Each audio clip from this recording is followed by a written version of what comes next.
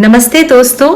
तो आज मैं फिर से आपके सामने हूँ एक और नया विषय लेके, और आज हम बातें करेंगे कि why should be we vegetarian, हमें वेजिटेरियन क्यों होना चाहिए और नॉनवेज क्यों अवॉइड करना चाहिए। जितना ये विषय गंभीर है उतना ही इसके बारे में बात करने के बहुत सारे रीजंस हैं, बहुत सारे इसमें टॉपिक आते हैं। तो ये इतना लेंथी हो जाता है कि एक वीडियो में इसको बनाना बहुत मुश्किल हो जाता है, बहुत लंबा हो जाता है। तो मैंने डिसाइड किया है कि मैं इसके ऊपर 2 वीडियो बनाऊंगी। पहला वीडियो जो मेरा रहेगा वो रिलीजियस फैक्ट्स के साथ में रहेगा, और सेकंड जो वीडियो रहेगा उसमें मैं कुछ आपको साइंटिफिक या कुछ लॉजिकल रीज़न आपको बताऊंगी। तो सबसे पहले अगर हिंदू धर्म की बात करें तो हमारे गीता में भी भगवान कृष्ण ने खाने को 3 भागों में डिवाइड किया हुआ था।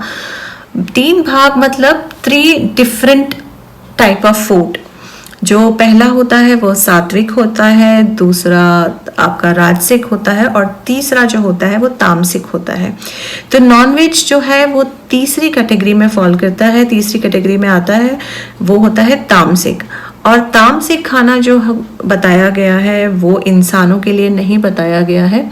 वो तामसिक खाना खाने की प्रवृत्ति जो होती है वो राक्षसों की होती है, पिशाच की होती है, मतलब बहुत ही नेगेटिव कैरेक्टर की होती है। अगर आप इंसान बने रहना चाहते हैं तो या तो सात्विक या राजसिक तक ही आपको सीमित रहना होता है।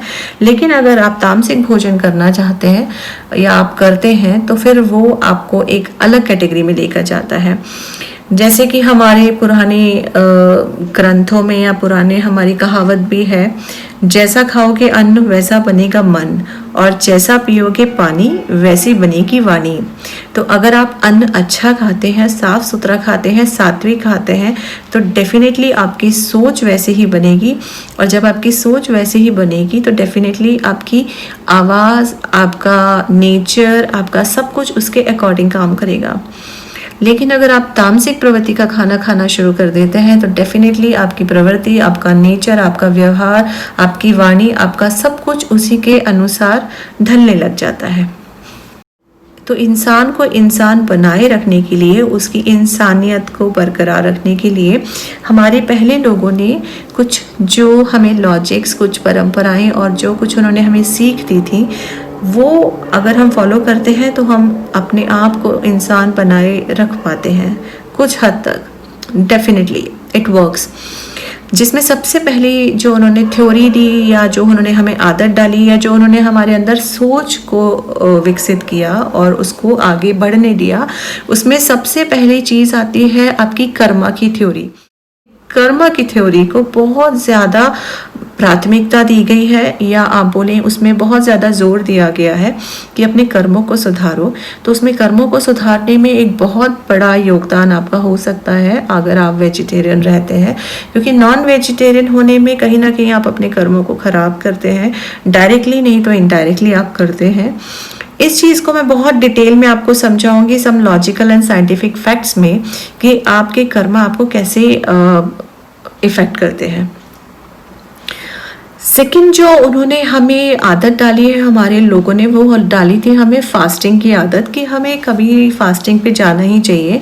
तो उससे क्या होता है, अगर आप कुछ गलत आदतों में पड़ भी गए हैं या आपको कभी कुछ चीज़ें आप ऐसा है जो आप खाने लगे हैं जो आपको नहीं भी खानी चाहिए, तो उस चीज़ को, उस लालसा को, उस तलब को, उस आप आदत को ब्रेक करने के लिए उन्होंने फास्टिंग इसीलिए लेकर आए थे कि ताकि आप जब आप फास्टिंग करेंगे तो आप प्यूरिफाई कर पाएंगे अपनी बॉडी को, माइंड को, सोल को। तो वो आपकी आदतें आपसे दूर भी हो जाएंगी और आपकी वो बुरी आदतें आपसे ब्रेक हो जाएंगी। उसके अलावा हिंदू धर्म की सबसे बड़ी विशेषता ये है कि आप अगर देखेंगे तो हर तरीके के, भले वो पशु हो, पक्षी हो या कोई पानी में रहने वाला हो, हमने हर किसी को किसी देवी या देवता का वाहन माना हुआ है, और हम किसी न किसी रूप में जानवरों की पूजा करते ही करते हैं। तो जानवरों की पूजा करना या जानवरों को आदर सम्मान देना हमें उस तरफ ले जाता है कि जहां हम उनकी रिस्पेक्ट करें, और ये हमें समझ में आए कि हम इंसानों का धर्म है उन्हें प्रोटेक्ट करना, ना कि उन्हें स्पॉइल करना या उनको ख़त्म करना। इसके अलावा आप अगर किसी भी लिटरेचर को आप उठाते हैं, आप आयुर्वेद को उठाते हैं, आप योगा को उठाते हैं, किसी मेडिटेशन सेंटर में जाते हैं, आप किसी भी हिंदू की स्थान पर भी जाते हैं, आप किसी भी चीज़ में चाहिए, आपको हमेशा वेजिटेरियन होने के लेक्चर दिए जाते हैं, आपको सजेशन दिया जाता है। इसका मतलब ये होता है कि हमारे पहले लोगों में ज़्यादा जागरूकता थी, वो हमसे ज़्यादा जानते थे, ज़्यादा नॉलेज थी उन्हें, इसीलिए उन्होंने आयुर्वेद या योगा के थ्रू या मेडिटेशन के थ्रू या मंदिरों में जाना या प्रसाद के थ्रू, आराधना के थ्रू उन्होंने ये मैसेज देने की कोशिश की है कि आपको नॉनवेज से दूर रहना चाहिए। इसके अलावा हम बात कर सकते हैं पेन थ्योरी पे। पेन, दर्द, तकलीफ, दुख, आपको क्या लगता है अगर हम किसी को दुख देते हैं तो वो चीज़ वो ऐसे ही व्यर्थ चली जाती है? अगर आप कुछ अच्छा करते हैं, अगर आप किसी भूखे को खाना खिला देते हैं या किसी ज़रूरतमंद को आप कुछ देते हैं, आपने कुछ भी अच्छा काम किया तो ऐसा तो नहीं है कि ऊपर वाले ने आपको इमीडिएटली रिएक्शन दे दिया, wow you have done such a great job. नहीं, ऐसा नहीं होता ना कि कहीं कुछ आकाशवाणी हो गई, एकदम थंडरस्टॉर्म और समथिंग, कुछ पूरा दुनिया घूम गई और किसी ने आपको मैसेज दे दिया और ऊपर से एंजल्स आ गए और आपने बोल दिया आपने बहुत अच्छा काम किया। नो, कुछ चेंज नहीं होता है, लेकिन जो आपने किया वो उसका रिएक्शन, वो सारी चीज़ें आपकी कर्मा में ऐड हो जाती हैं और वो कहीं ना कहीं उस जगह ऐड हो जाती हैं ऊपर वाले के, जिसका जो मैथमेटिक्स है वो बहुत स्ट्रांग है दुनिया में, वो हमारी कैलकुलेशन से बहुत ज़्यादा आगे है, हमारी सोच से बहुत कुछ परे है।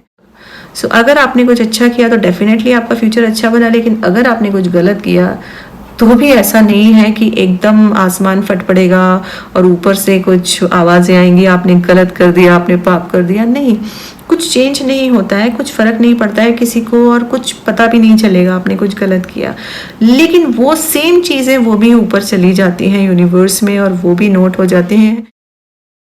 पेन यानी जब किसी की चीख निकलती है, वो चीख डेफिनेटली यूनिवर्स तक जाती है और वो इतनी इंटेंस होती है। जब कोई बेदर्दी से मारा जाता है, जब वो तड़पता है तो उसकी जो चीख होती है और उसकी जो वेव्स निकलती हैं वो डेफिनेटली आपको हर्ट करने वाली हैं और आपको कुछ ना कुछ तकलीफ देने वाली हैं फ्यूचर में या प्रेजेंट में, लेकिन वो खाली नहीं जाती। कभी भी कोई चीज़ खाली नहीं जाती, अच्छी हो या बुरी हो, भले हम उसको माने या ना माने, हमारे मानने ना मानने से चीज़ें नहीं चलती हैं, चीज़ें हमारे कर्मों से चलती हैं। सो आप सोचिए आप अपना फ्यूचर कैसा बनाना चाहते हैं, वो आप ही डिसाइड कर सकते हैं, कोई और नहीं। That is the beauty of the life, that you design your life how you want to live it. एक ज़िंदगी को बनाने में पूरी उम्र लग जाती है और उसे ख़त्म करने में सिर्फ एक पल लगता है, और वो भी किस चीज़ के लिए? सिर्फ आपके एक वक्त का खाना या टेस्ट के लिए आपने पूरी ज़िंदगी ले ली। और उस ज़िंदगी को बनाने के लिए आप ये सोचिए, उसकी माँ ने भी उसी दर्द से उस बच्चे को पैदा किया हुआ होता है जो एक इंसान को होता है, और उतनी ही प्यार और ममता से उसने उस बच्चे को पाला भी होता है। और जब वो बच्चा उससे चला जाता है या उसका अपना कोई चला जाता है तो आप सोचो वो कितना तड़पते हैं, अपने बच्चों को ढूंढते हैं। आपको क्या लगता है वो तड़प, वो उनकी बेचैनी वो ऐसे ही चली जाएगी क्या? इंसान जब दुख होता है तो उसकी आत्माएं जब दुखी होती हैं तो क्या वो ईश्वर तक नहीं जाती है उसकी पुकार, या ईश्वर तक उसकी चीज़ें नहीं जाती? तो जब कोई चीखता है, चिल्लाता है या जब बेबस हो जाता है, बहुत तकलीफ में होता है, तो क्या ईश्वर अपनी आंखें बंद कर लेते होंगे उस टाइम पे? क्या वो उसकी तरफ देखता नहीं होगा, या क्या वो उसका दर्द महसूस नहीं करता होगा? और क्या सोचता होगा वो आपके बारे में? क्या कभी सोचा है आपने कि आप मरने के बाद ईश्वर को क्या मुंह दिखाएंगे? क्या जवाब देंगे आप ईश्वर को कि आपने उसकी जान क्यों ली, या आपने उसकी जान क्यों जाने दी, डायरेक्टली या इनडायरेक्टली भी आपके कारण उसकी जान गई है। और आपके कारण सिर्फ जान ही नहीं गई, उसने बहुत ही दर्द सहा है। और दर्द क्यों सहा है वो तो आपको जानता भी नहीं था, उसने आपका कुछ बिगाड़ा भी नहीं था, उसने आपका कुछ लिया भी नहीं था, लेकिन फिर भी आपने उससे उसका सब कुछ, उसकी ज़िंदगी ही ले ली, और ज़िंदगी भी ऐसी जो बहुत ही दर्दनाक मौत दे के गई। आप में, मुझ में या दुनिया में किसी की भी इतनी कैपेसिटी नहीं है, ना आज साइंस भी इतना डेवलप है, ना हमारी किसी की औकात है कि हम एक चींटी को भी जान देते। हम किसी के अंदर आत्मा, उसकी सोल, उसकी ज़िंदगी हम वापस नहीं कर सकते। तो जब हम किसी को ज़िंदगी दे नहीं सकते, हमारे पास है नहीं वो अधिकार और ना हमारी कैपेसिटी है, तो हम किसी की ज़िंदगी ले कैसे सकते हैं। ज़िंदगी वो ही ले सकता है जो ज़िंदगी देता है। Same like God gives a life. जब ऊपर वाला ज़िंदगी देता है तो ज़िंदगी लेने का हक भी सिर्फ ऊपर वाले को है, उसके अलावा किसी को नहीं है। Some people give some reason behind कि we are human and the entire world made for human, so we can use anything। हम जानवरों को, इस नेचर को, ये सारी चीज़ें हमारे लिए हैं, हम इसे कैसे भी यूज़ कर सकते हैं, वो हमारे लिए है, हम उनके लिए नहीं। So definitely human is a best creature of this universe. ऊपर वाले ने जो इंसान को बनाया वो बहुत ही खूबसूरती से बनाया है। तो इंसान जो है वो सबसे ज़्यादा ताकतवर आप बोलिए, क्योंकि दिमाग है उसके पास। तो इंसान एक तरीके से पृथ्वी में सारे क्रिएचर्स जितनी भी लिविंग थिंग है उसका एक तरीके से वो राजा है। जो हमेशा जब कोई ताकत आपके पास आती है, कोई पावर आपको दी जाती है, तो उसके साथ में आपके ऊपर रिस्पॉन्सिबिलिटीज़ आ जाती हैं, और रिस्पॉन्सिबिलिटी आती है आपको उसको सबको संभालने की। तो when human has become the most powerful as well as the most beautiful creature in this earth, तो ह्यूमन के ऊपर रिस्पॉन्सिबिलिटी भी उतनी ही आ गई कि आपको इस नेचर को बचा के रखना है। ये जितने भी आपके नीचे हैं ये मासूम हैं, आप सबसे अच्छे हो। तो जो सबसे बड़ा होता है, पावरफुल होता है, उसका फ़र्ज़ होता है उनको और बचा के रखना या प्रोटेक्ट करके रखना, ना कि उनको एक्सप्लॉइट करना। एक राजा कभी अपनी जनता को एक्सप्लॉइट करेगा तो वो राजा नहीं हो सकता है। राजा वही हो सकता है जो अपनी जनता को प्रोटेक्ट करके रख सके, वो जो अपने लोगों को खुश रख सके, ना कि उनको ख़त्म करके खुद सर्वाइव कर सके। When we talk about a hardcore non-vegetarian, he always having some excuse. This is a man-made flesh. ये जितना पोल्ट्री फार्म में चिकन्स वगैरह आता है कि ये तो सब आर्टिफिशियल है। हम जानवरों को पनपने के लिए एक अच्छा वातावरण दे सकते हैं, हम उनके लिए बहुत सारी चीज़ें बना सकते हैं, लेकिन ultimately end of the day we can't give a life to them. हम ज़िंदगी नहीं दे सकते हैं, ज़िंदगी तो ऊपर वाला ही देता है। अगर हमारे में अंदर इतनी ही कैपेसिटी होती कि हम लाइफ देने जाते तो चिकन की लाइफ ही क्यों बढ़ती, टाइगरों की भी बढ़ जाती थी। इतनी रेयर स्पीशीज़ हैं, उनके लिए हमने ज़िंदगी लगा दी, इतना पैसा लगा दिया, लेकिन फिर भी हम उन्हें नहीं बढ़ा पा रहे हैं। वाई? क्योंकि हर चीज़ का एक रीज़न होता है। The same reason is also behind, इसके साथ में मिला हुआ है। I heard about from some specific religion के लोग हैं जो बोलते हैं कि जब जितना आप कुर्बानी या जितना भी देते हो उतनी बरकत होती है। तो there is a reason behind always. आप देखेंगे, आप जिसको जितना काटेंगे आप वो उतनी चीज़ उतनी बढ़ेगी। This is not like a बरकत, this is like again related with karma, again related with so many thing, everything, all those things are को रिलेटेड विथ कि आपने अगर किसी को मारा है तो definitely you will have to go through with the same process, क्योंकि वो चीज़ कभी कोई मासूम अगर मरा है आपके लिए और आप सोचते हैं कि वो चीज़ कभी रिपीट नहीं होने वाली आपके साथ, तो ये आपकी गलत फहमी है। You will have to go through with the same process. तो सेम टाइम आप जितने चिकन्स को मारते हैं आप देखेंगे वो इतने और पॉपुलेशन बढ़ रही है। आप देखिए आज से 30 साल 40 साल पहले, विभिन्न आप 20 साल पहले, आप 10 साल पहले भी जाइए, लोग इतना नॉनवेज नहीं खाते थे, इतना चिकन नहीं खाते थे, तो इतना नहीं था पॉपुलेशन। लेकिन now every like 90% people are having. So आप देखिए जितना आप उनको ग्रो करते हैं उससे ज़्यादा वो ग्रो भी हो रहे हैं, because nature has some different rules. So this is not a barakat, this is something is like कि when you are slaughtering something then definitely the population is gonna increase for the same species. For an example, अगर हमको लगता है कि एक आदमी ने अपनी एंटायर लाइफ में, एक अपनी पूरी ज़िंदगी में अगर उसने मिनिमम से मिनिमम 1000 अगर जानवरों को जान अगर उसके कारण गई है, तो definitely that man has to go through with the same life. I am not talking about कि दी सेम सिचुएशन और same animal, but he has to suffer the same pain. उसको पेन सफ़र करना ही पड़ेगा just to balance it. Tell me one thing, what is the difference between a human and a vampire or a devil? बोलूँगी कि इंसान वो ही है जिसमें इंसानियत बाकी है, और इंसानियत आती है ममता से, करुणा से, प्यार से, क्षमा से। आपके अंदर मर्सी होनी चाहिए। जिस इंसान के अंदर दया नहीं है वो इंसान नहीं है।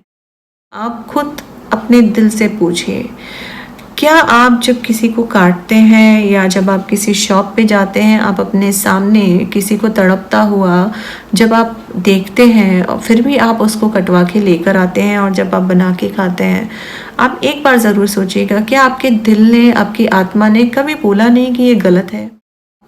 आप दूसरों को झूठ बोल सकते हैं, आप अपनों को झूठ बोल सकते हैं, आप सबको झूठ बोल सकते हैं, लेकिन आप कभी अपनी अंतरात्मा को झूठ नहीं बोल सकते। कभी अपने दिल से पूछिए, अपनी आत्मा से पूछिए कि क्या वो सही है। लेकिन जब रिपीटेडली आप नॉनवेज खाने लग जाते हैं, जब आप रिपीटेडली एक नेगेटिव कैरेक्टर में आ जाते हैं या आपके अंदर कुछ नेगेटिव हैबिट आने लग जाती हैं, तो वो छूटना आपसे बहुत मुश्किल हो जाता है। आपको पॉजिटिव रहना, आपको अपने आप को कुछ बुराइयों से दूर रखना बहुत मुश्किल हो जाता है। Trust me, it's not easy task. लेकिन अपने आप को गलत चीज़ों में ढाल लेना, नेगेटिविटी की तरफ अट्रैक्ट होना बहुत आसान होता है। तो एंड में मैं बस एक ही चीज़ आपको बोलूँगी, आप अपने मन की सुनिए और सोचिए कि क्या ज़िंदगी इतनी सस्ती होती है कि कुछ चंद पैसों में वो टुकड़े टुकड़े होकर आपकी प्लेट में आके सज सवर के सर्व हो जाती है। अगर आपको मेरी बातें और मेरा वीडियो पसंद आए तो प्लीज़ इसे लाइक करना और सब्सक्राइब करना ना भूलें। Thank you so much for watching me.